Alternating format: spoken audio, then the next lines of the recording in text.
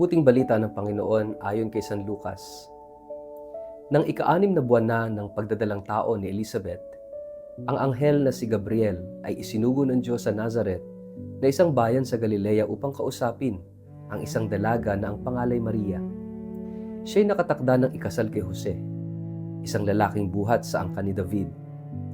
Lumapit ang anghel sa dalaga at binati ito, "Magalak ka, ikaw ay lubos na kinalulugdan ng Diyos. Sumasa iyo ang Panginoon." Naguluhan si Maria sa sinabi ng anghel at inisip niyang mabuti kung ano ang kahulugan ng ganoong pagbati. Sinabi sa kanya ng anghel, "Huwag kang matakot, Maria, sapagkat naging kalugod-lugod ka sa Diyos. Makinig ka, ikaw ay maglilihi at manganganak ng isang sanggol na lalaki at siya'y papangalanan mong Jesus. Siya'y magiging dakila at tatawaging anak ng kataas-taasang Diyos. Ibibigay sa kanya ng Panginoong Diyos ang trono ng kanyang amang si David upang maghari sa angkan ni Jacob magpakailanman. Ang kanyang paghahari ay walang katapusan." "Paano pong mangyayari ito gayong ako'y isang birhen?" tanong ni Maria. Sumagot ang anghel, "Sasa iyo ang Espiritu Santo at mapapasa ilalim ka sa kapangyarihan ng kataas-taasang Diyos. Dahil dito, ang isisilang mo'y banal at tatawaging anak ng Diyos. Hindi ba't ang kamag-anak mong si Elizabeth ay baog? Gayon may naglihi siya, at ngayon ika-6 ng buwan na ng kanyang pagdadalang tao, kahit na siya'y matanda na, sapagkat walang anumang bagay na hindi kayang gawin ang Diyos." Sumagot si Maria, "Ako'y alipin ng Panginoon. Mangyari nawa sa akin ang iyong sinabi." Pagkatapos, umalis na ang anghel. Ang mabuting balita ng Panginoon. Word of the day, hear what God has to say.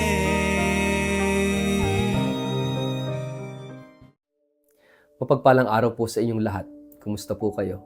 Ang ating word of the day ay oo. May mga salitang napakaikli, pero kayang baguhin ang buong direksyon ng buhay. Isa na rito ang salitang oo. Isang oo sa marriage proposal at nagbabago ang buhay ng dalawang tao. Isang oo sa isang vocation at maaring magbago ang buong kinabukasan. Isang oo sa isang bagong responsibilidad at biglang iba na ang takbo ng araw-araw mong buhay. Pero may mga oo ring mahirap sabihin dahil hindi natin alam kung saan tayo dadalhin ito. Gusto nating malaman muna ang buong plano. Gusto nating sigurado muna tayo. Gusto nating makita muna ang resulta bago tayo pumayag.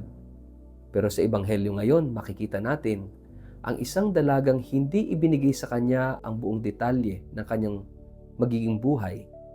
Isang bagay lamang ang malinaw. Tinatawag siya ng Diyos. At dahil nagtiwala siya sa Diyos na tumatawag, sinabi niya ang isang oo na nagpabago sa kasaysayan ng sangkatauhan. Ipinadala ng Diyos ang Anghel Gabriel sa isang maliit at halos hindi kilalang bayan na tinatawag na Nazaret. Hindi sa Jerusalem, hindi sa palasyo, hindi sa tahanan ng isang makapangyarihang tao. Ang pinuntahan ng anghel ay isang simpleng dalagang nagngangalang Maria. Napakagandang detalye nito dahil ipinapaalala sa atin na ang Diyos ay hindi lamang kumikilos sa mga malalaki at kapansin-pansing lugar. Madalas nagsisimula ang pinakadakilang gawain ng Diyos sa mga simpleng lugar, sa mga ordinaryong tao, at sa mga sandaling walang ibang nakakakita. Baka iniisip mong ordinaryo lamang ang buhay mo. Baka pakiramdam mo wala namang espesyal sa ginagawa mo. Pero ang Nazaret ay nagpapaalala sa atin, hindi kailangang maging sikat ang lugar upang doon magsimula ang plano ng Diyos. Pagdating ng anghel, sinabi niya kay Maria, "Magalak ka, puspos ng biyaya. Ang Panginoon ay sumasayo."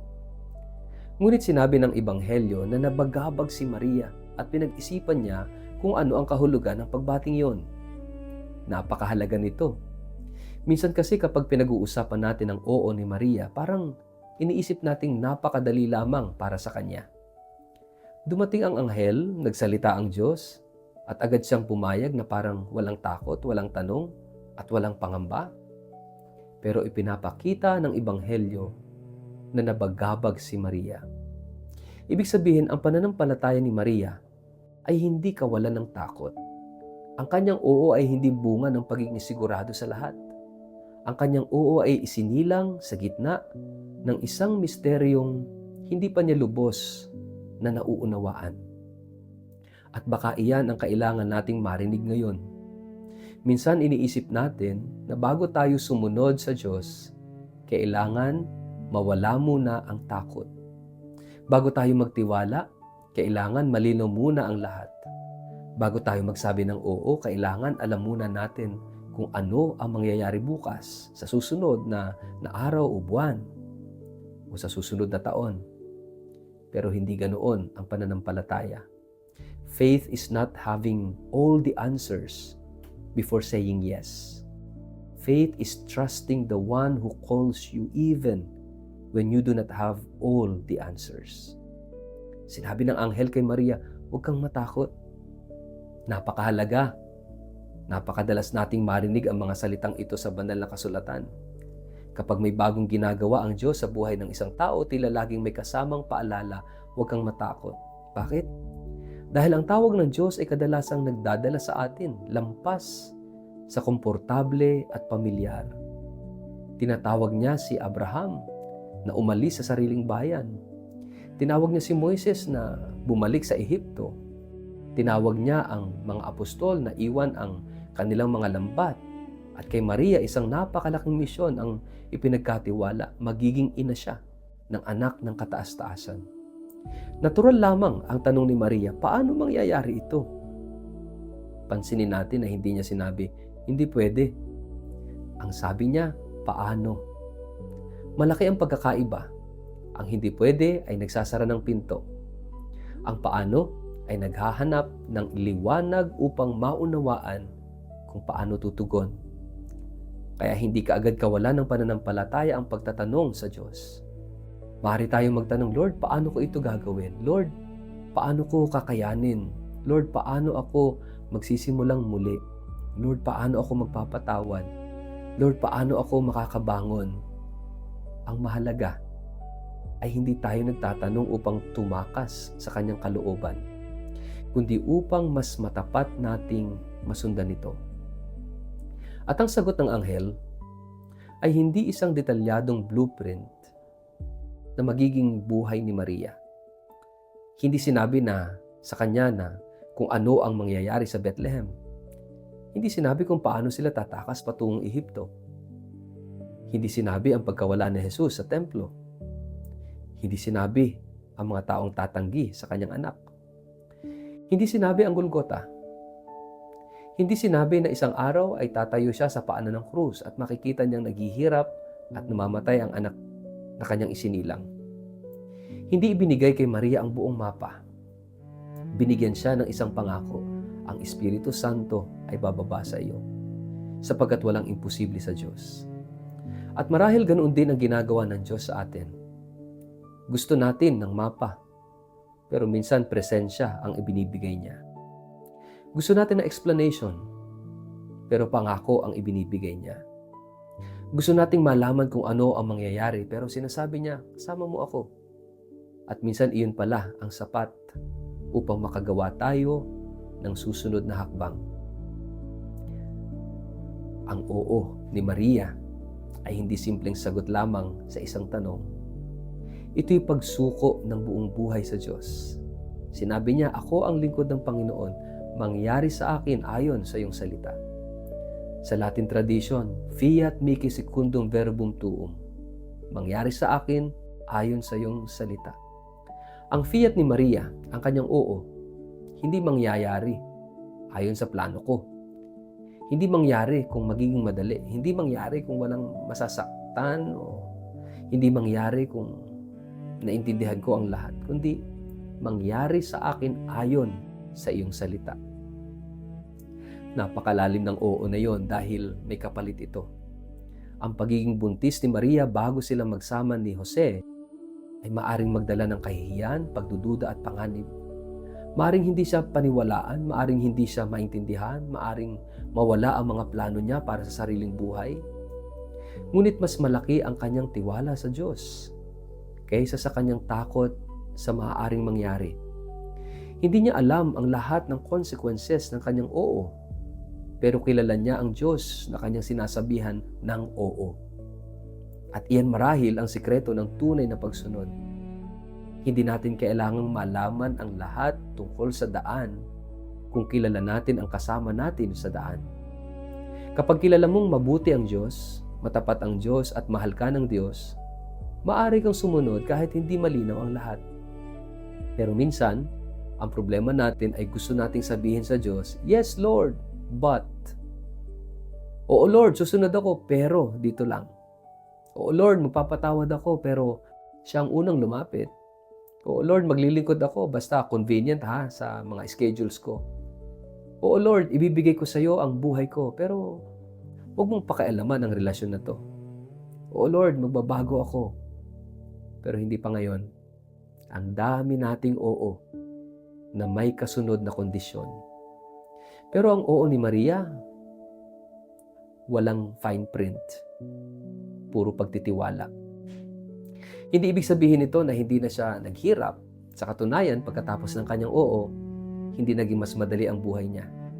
Naglakbay siyang buntis patungong Bethlehem, walang lugar para sa kanila sa bahay panuluyan. Isinilang niya si Jesus sa payak na kalagayan. Kinailangan nilang tumakas upang iligtas ang bata. At sa huli, tumayo sa paanan ng krus. Kaya mahalagang maunawaan natin ito. Ang pagsasabi ng oo sa Diyos ay hindi garantiya ng madaling buhay.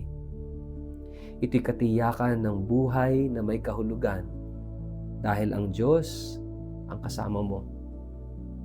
Minsan iniisip natin na kapag nasa kalooban tayo ng Diyos, dapat smooth ang lahat. Kapag may problema, iniisip natin baka nagkamali tayo ng desisyon. Pero tingnan natin si Maria. Siya ang sentro ng kalooban ng Diyos. Pero dumaan siya sa maraming pagsubok. Kaya ang hirap ay hindi palaging tanda na wala ka sa kalooban ng Diyos. Minsan, ang hirap ay bahagi mismo ng iyong oo. At meron pang isang napakagandang bagay tungkol sa oo ni Maria. Dahil sa kanyang oo, nagkaroon ng lugar si Jesus sa mundo. Sa kanyang sinapupunan, ang salita ay naging tao. At baka iyan din ang tanong sa atin. Kapag nagsabi ako ng oo sa Diyos, anong bahagi ng presensya ni Kristo ang maaring maisilang sa mundo sa pamamagitan ko? Kapag sinabi mong oo sa pagpapatawad, maaring maisilang ang reconciliation. Kapag sinabi mong oo sa paglilingkod, maaring makaranas ng pag-asa ang isang taong nangangailangan. Kapag sinabi mong oo sa iyong vocation, maaring maraming buhay ang mahawakan ng Diyos sa pamamagitan mo. Kapag sinabi mong oo sa katotohanan, maaring may taong mapalaya. Kapag sinabi mong oo sa pagmamahal, maaring may sugat na magsimulang gumaling. Hindi lahat ng oo sa Diyos ay magiging dramatic tulad ng Annunciation. Kadalasan ng ating oo ay napakasimple. "Oo Lord, babangon ako at magdadasal." "Oo Lord, tatawagan ko siya at hihingi ako ng tawad." "Oo Lord, hindi ko na babalikan ang kasalanang ito." "Oo Lord, aalagaan ko na ang pamilyang ipinagkatiwala mo sa akin." "Oo Lord, maglilingkod ako kahit walang nakakakita." "Oo Lord, tatanggapin ko ang responsibilidad na ito." "Oo Lord, magtitiwala ako kahit hindi ko pa nakikita yung sagot." At ang mga simpleng oo na ito, kapag paulit-ulit nating ginagawa araw-araw, ay unti-unting bumubuo ng isang buhay na ganap na nakatalaga sa Diyos. At baka ito yung gustong pagdalhan sa atin ng Ebanghelyo. Akala natin si Maria lamang ang naghihintay ng gagawin ng Diyos. Pero sa Annunciation, parang ang Diyos din ay naghihintay sa sagot ni Maria. Hindi siya namimilit. Hindi niya tinatanggal ang kanyang kalayaan. Nagpapadala siya ng paanyaya at hinihintay ang kanyang tugon. Napakalalim nito. Ang makapangyarihang Diyos na kayang gawin ang lahat ay piniling igalang ang kalayaan ng isang simpleng dalaga sa Nazareth. At nang sabihin ni Maria ang kanyang oo, nagsimula ang isang bagong kabanata sa kasaysayan ng kaligtasan. Ganoon din sa buhay natin. May mga biyayang gustong gawin ng Diyos, pero hinihintay niya ang ating cooperation. May mga taong gusto niyang abutin sa pamamagitan mo. May mga sugat na gusto niyang pagalingin sa pamamagitan ng iyong pagpapatawad. May mga gawaing nais niyang maisakatuparan sa pamamagitan ng iyong paglilingkod. May pagbabago siyang gustong simulan sa iyong buhay, pero maaaring hinihintay niya ang isang simpleng salita mula sa iyo. Oo. At marahil may dahilan kung bakit nahihirapan tayong magsabi ng oo. Takot tayo na baka may mawala. Takot tayo na baka hindi natin kayanin. Takot tayo sa sasabihin ng iba. Takot tayo na baka baguhin ng Diyos ang mga plano natin. Pero tandaan natin ang sinabi ng anghel, huwag kang matakot. At pagkatapos, walang imposible sa Diyos. Ang dalawang pangungusap na yon, ang parang dalawang kamay na humahawak sa oo ni Maria. Huwag kang matakot, walang imposible sa Diyos. Hindi mo kailangang kayanin ang lahat sa sarili mong lakas. Ang Diyos na tumatawag sa iyo, ang siya ring magbibigay ng biyayang kailangan mo upang magawa ang kanyang ipinapagawa. Kaya napakahalaga ng word of the day today, oo. Isang maliit na salita, pero maaring napakalaki ng epekto. Ang oo ni Maria ay naging pintuan upang pumasok si Kristo sa kasaysayan. At ang bawat oo natin sa Diyos ay maaari ring maging pintuan upang makapasok ang kanyang pag-ibig, awa, kapatawaran at pag-asa sa buhay ng ibang tao. Hindi hinihingi ng Diyos na makita mo muna ang buong daan. Hinihingi niya lamang na magtiwala ka sa Kanya sa susunod na hakbang. Kaya ang tanong natin sa pagninilay ngayon, ano ang hinihingi ng Diyos o hinihingian ng Diyos ng oo mula sa atin? May tao ba tayong kailangang patawarin? May kasalanan ba tayong kailangang iwan? May responsibilidad ba tayong matagal nang iniiwasan? May tawag ba tayong naririnig ngunit natatakot tayong sundin? May plano ba tayong kailangang isuko upang magkaroon ng lugar ang plano ng Diyos?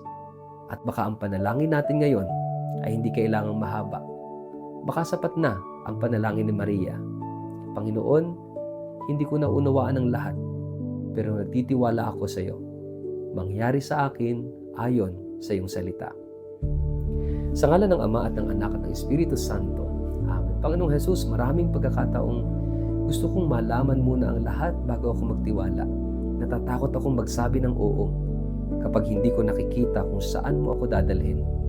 Sa pamamagitan ng halimbawa ni Maria, turuan mo akong maniwala na ang iyong plano ay higit na dakila kaysa sa aking mga plano.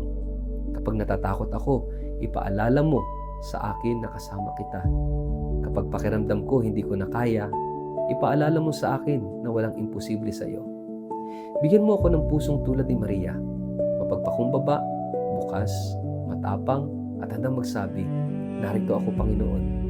Mangyari sa akin ayon sa iyong salita.